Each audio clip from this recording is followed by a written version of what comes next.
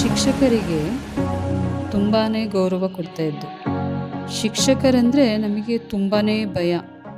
ಅವರೇನಾದ್ರು office ರೂಮಲ್ಲಿ ಕುಳಿತಿದ್ರೆ ನಾವು ಅವ್ರ ಮುಂದೆ ಓಡಾಡೋದಕ್ಕೂ ಭಯ ಪಡ್ತಾಯಿದ್ದು.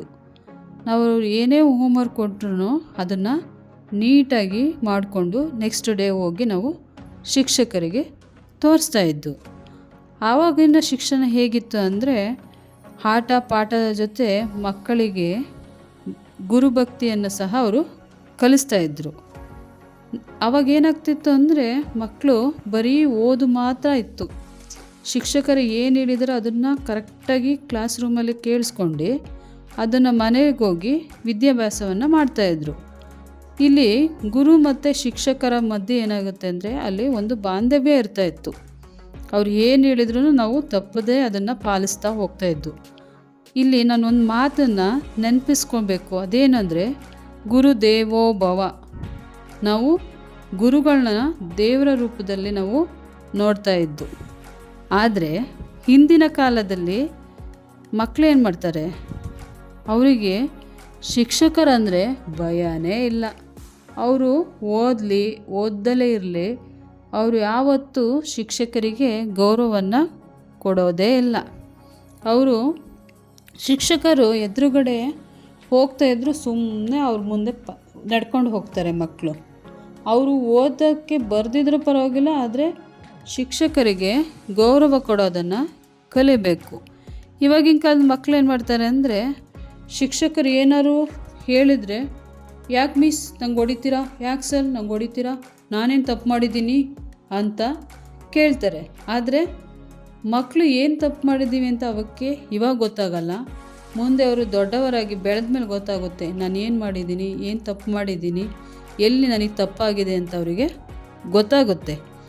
ಆದ್ದರಿಂದ ಮಕ್ಕಳನ್ನ ನಾವು ಚಿಕ್ಕವರಿಂದಾಗಲೇ ಅವರಿಗೆ ಒಳ್ಳೆಯ ವಿದ್ಯಾಭ್ಯಾಸವನ್ನು ಕೊಡಿಸೋದರ ಜೊತೆಗೆ ಒಳ್ಳೆ ಬುದ್ಧಿಯನ್ನು ನಾವು ಹೇಳ್ಕೊಡ್ಬೇಕು. ಬರೀ ಪುಸ್ತಕದ ಬದನೆಕಾಯಿ ಆಗಿರಬಾರ್ದು ಮಕ್ಕಳು.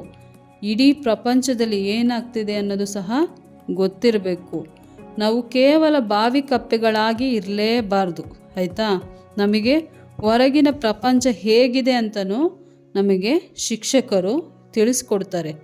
ಆದ್ದರಿಂದ ದಯವಿಟ್ಟು ಯಾವುದೇ ಮಕ್ಕಳಾಗಿರ್ಬೋದು ಗುರುಗಳಿಗೆ ಗೌರವ ಕೊಡೋದನ್ನು ಮರಿಬೇಡಿ. ನೀವು ಗುರುಗಳು ಏನು ಹೇಳಿದಾರೋ ಅದನ್ನು ಅಭ್ಯಾಸ ಮಾಡಿಸ್ಕೊಂಡು ನೆಕ್ಸ್ಟ್ ಡೇ ಅವ್ರಿಗೆ ಹೋಗಿ ಅದನ್ನು ಓದಿ ಒಪ್ಪಿಸಿ. ಮತ್ತು ಅವ್ರು ಕೊಟ್ಟಿರೋ ಹೋಮ್ವರ್ಕ್ಗಳನ್ನ ಅಷ್ಟೇ ನೀಟಾಗಿ ಬರ್ಕೊಂಡೋಗಿ ಸಬ್ಮಿಟ್ ಮಾಡಿ ಅಂತ ಹೇಳ್ತೀನಿ. ಆದರೆ ಹಿಂದಿನ ಕಾಲದಲ್ಲಿ ಏನಾಗಿತ್ತು ಅಂದರೆ 1ರಿಂದ 9ನೇ ಕ್ಲಾಸ್ ತನಕ ನಾವು ಕಷ್ಟಪಟ್ಟು ಎಕ್ಸಾಮ್ನ ಬರೀಬೇಕಾಗಿತ್ತು. ನಾವು ತಗೊಂಡಿರೋ ಮಾರ್ಕ್ಸಿಗೋಸ್ಕರನೇ ಅವನ್ನ ನಮ್ಮನ್ನು ಪಾಸ್ ಮಾಡ್ತಾಯಿದ್ರು. ಆದರೆ ಇವಾಗಿನ ಶಿಕ್ಷಣದ ನೀತಿ ಹೇಗಿದೆ ಅಂದರೆ ಮಕ್ಕಳು ಓದದಲ್ಲೇ ಇದ್ದರೂ ಪರವಾಗಿಲ್ಲ, ಅವರಿಗೆ 1ರಿಂದ 9ನೇ ಕ್ಲಾಸ್ ತನಕ ಪಾಸು. ಆದರೆ ವಿದ್ಯಾವಂತ ಮಕ್ಕಳಿಗೇನಾಗುತ್ತೆ, ಇಲ್ಲಿ ಅವರಿಗೆ ಬರ್ಡನ್ ಆಗುತ್ತೆ.